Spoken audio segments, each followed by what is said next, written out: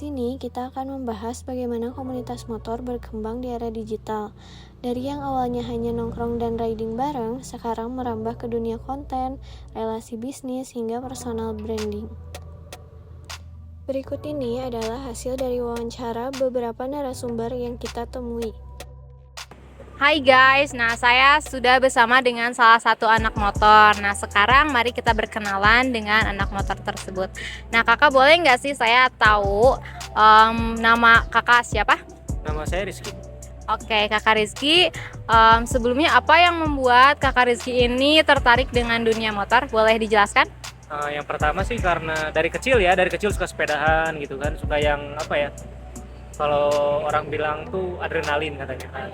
Jadi makanya jatuh cinta sama motor. Karena mencari kayak sesuatu yang kurang tuh ada di motor, buat adrenalin rush itu untuk kebut-kebutan segala macamnya kayak gitu. Adanya di motor. Berarti sudah dimulai dari umur berapa? Kalau motoran dari SMP, berarti umur kurang lebih 14-15 tahun. Oke.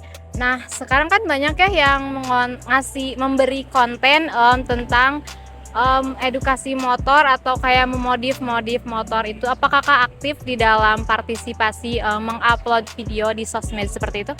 Kalau konten motor sedikit aktif, cuman ya kedepannya pengen sih ngedukasi para pemotor gitu kan, ngasih referensi modif segala macamnya, pengen ke depan kayak gitu. Berarti memang sudah aktif ya? Sudah aktif. Sekarang mari kita lanjutkan pertanyaannya. Apakah dunia media sosial itu berpengaruh dalam dunia anak motor sekarang? Untuk zaman sekarang ya, sosial media itu sangat berpengaruh sekali ya.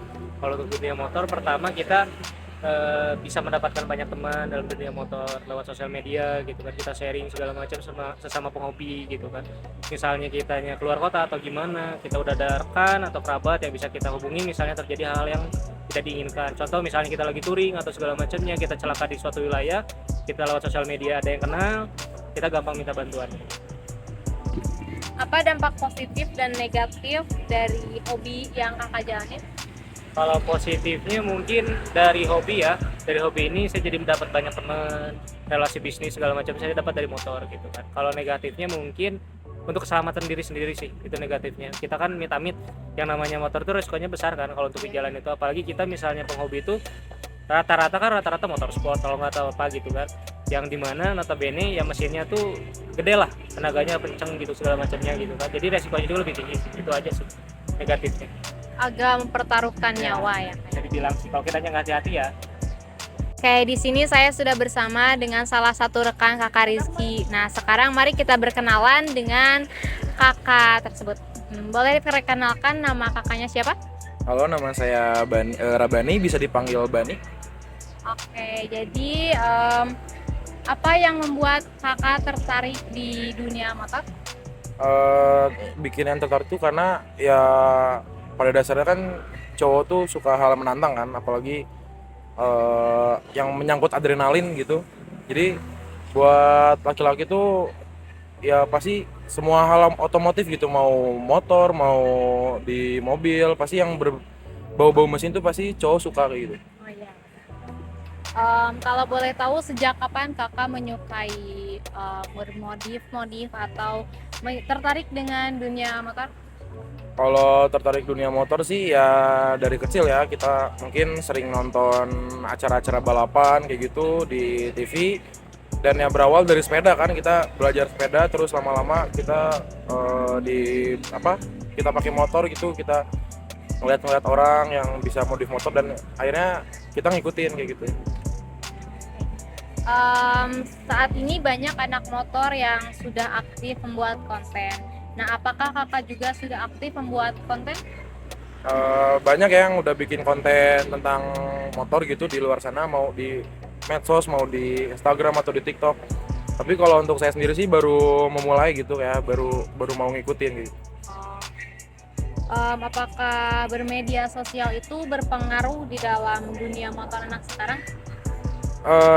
Berpengaruh banget ya, karena dunia medsos kan serba cepat ya gitu teknologi. Jadi pertukaran informasi atau komunitas-komunitas tuh banyak banget di medsos kayak gitu. Oke, kalau boleh memberi pesan untuk teman-teman anak motor lainnya, apakah ada yang ingin disampaikan?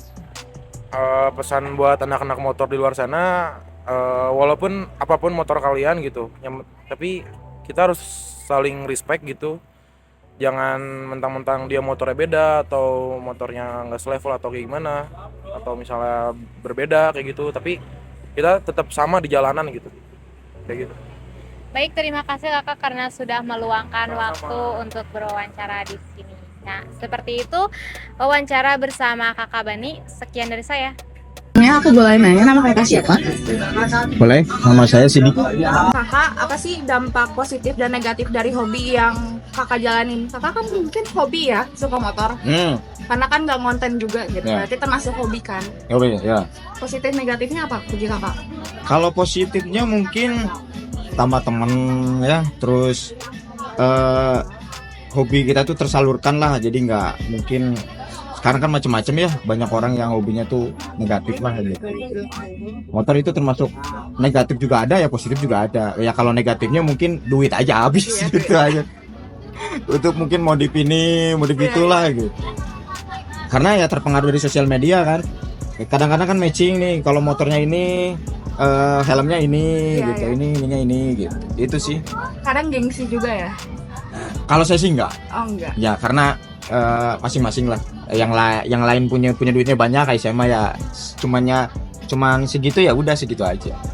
Ya mungkin nanti gitu. Dari hasil wawancara tersebut, kita bisa melihat bahwa bagi sebagian anak motor, sensasi riding bukan tentang kecepatan, tetapi tentang adrenalin, kebebasan, dan rasa memiliki. Dari hobi ini, ada yang membangun persahabatan, ada juga yang menemukan peluang usaha. Terima kasih sudah menonton video kita. Jangan lupa untuk terus berkarya, saling dukung, dan utamakan keselamatan di jalan maupun di dunia digital.